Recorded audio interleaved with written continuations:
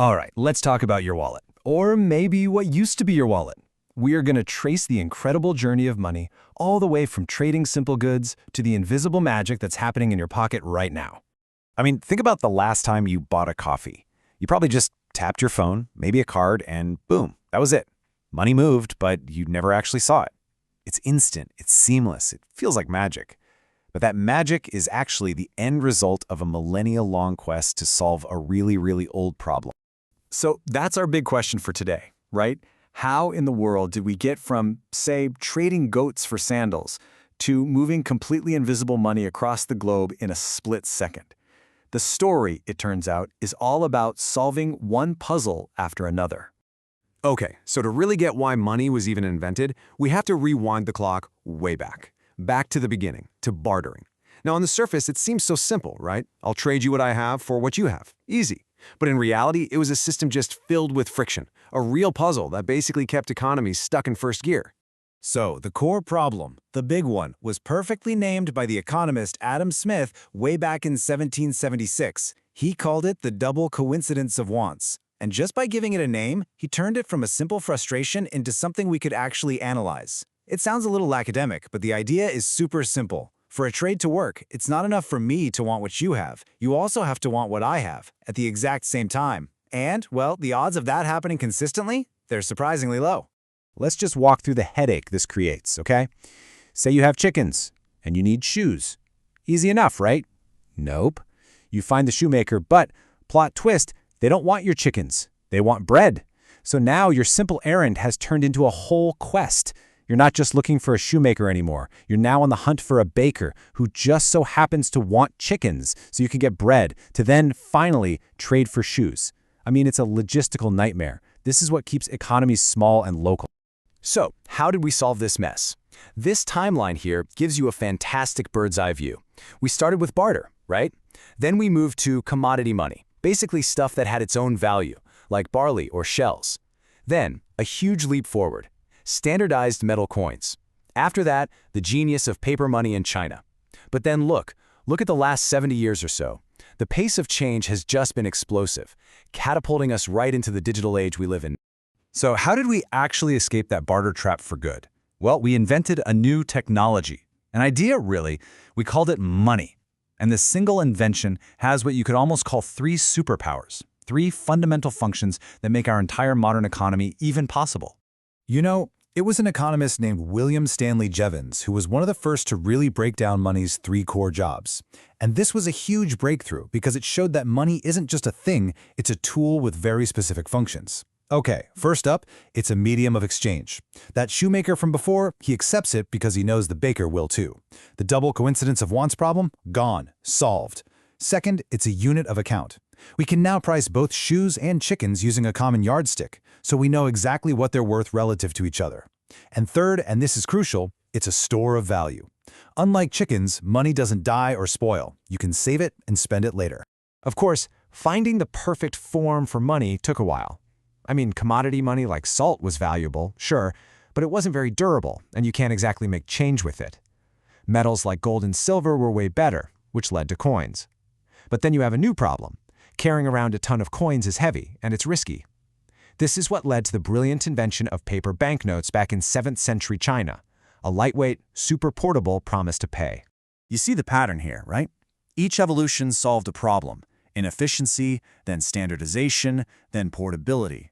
So the latest revolution, the digital one we're living through, it's all about solving for distance and speed. In a global, hyper-connected world, we need money to move just as fast as information itself. And the scale of this change is just staggering. Just take India's Unified Payments Interface, or UPI. In just the first 11 months of 2024, it processed over 155 billion transactions. Think about that number. This isn't just about convenience. This is the fundamental rewiring of an entire nation's economy around real-time, mobile-first payments. It allows everyone, from a street vendor to a massive corporation, to transact instantly. And this isn't just a story happening in one country. Look at the Eurozone. There's been a dramatic, and I mean dramatic, shift away from physical cash. Back in 2016, almost 80% of transactions at checkout counters were done with cash. Fast forward to 2024, and that number has plummeted to just over 50%. That is a massive and incredibly rapid change in how millions of people behave every single day. And what's fascinating is that different regions are solving similar problems in totally unique ways. India's UPI, that's a government-backed infrastructure built from the ground up to drive a digital economy. M-Pesa in Kenya, on the other hand, was a private company's innovation using simple text messages to bring banking to people who had never had access to it. And then you have China's ECNY, which is a completely top-down effort to create a brand new form of sovereign digital money. And let's just pause for a second on the impact of M-Pesa. I mean, look at this. By 2019, an absolutely incredible 96% of rural households in Kenya were using it. This isn't just another payment app on a smartphone. For millions of people, M-Pesa is their bank account. It has been a powerful, powerful engine for financial inclusion, helping to reduce poverty and empower entrepreneurs, especially women. So, okay, we've come all the way from bartering chickens to instant global payments. It's been quite a ride. But the evolution isn't over, not by a long shot. Every new system, as great as it is, creates its own new set of challenges. And you can bet that innovators are already hard at work on the next generation of solutions. And these are the big hurdles we're facing right now. As every transaction becomes digital, the risks of fraud and cyber attacks just get bigger. We have brand new and very real concerns about who owns our financial data. We're becoming totally reliant on systems that can and do fail, and we seriously risk leaving behind people who don't have reliable internet or the latest smartphone. So, what's the next evolution that's being designed to solve these new problems? Well, one of the most talked about and potentially transformative solutions is something called a central bank digital currency, or a CBDC. Now, this is a fundamentally different approach. The digital money in your bank account today, that's technically a liability of a private commercial bank. A CBDC, however, would be like digital cash issued directly by the country's central bank itself. So here's the key difference, and it's a big one. The money in your app today is created by private commercial banks.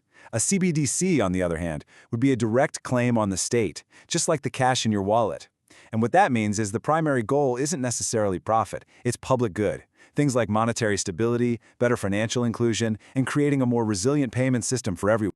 And ultimately, this entire journey, all of it, from the very first clay token to this futuristic idea of a CBDC, it's all driven by this one single powerful idea from the economist Ronald Coase.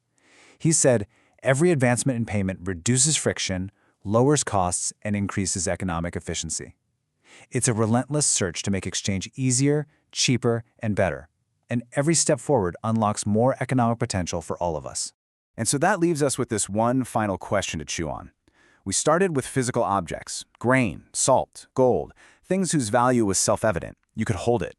But now, money is becoming pure information. It's an entry in a ledger. It's just invisible code. And that forces us to really think about what it is we truly value when we make an exchange. Is it just a number on a screen? Or is it something more? Is it trust? Is it time? Is it opportunity? It's definitely something to ponder the next time you tap to pay.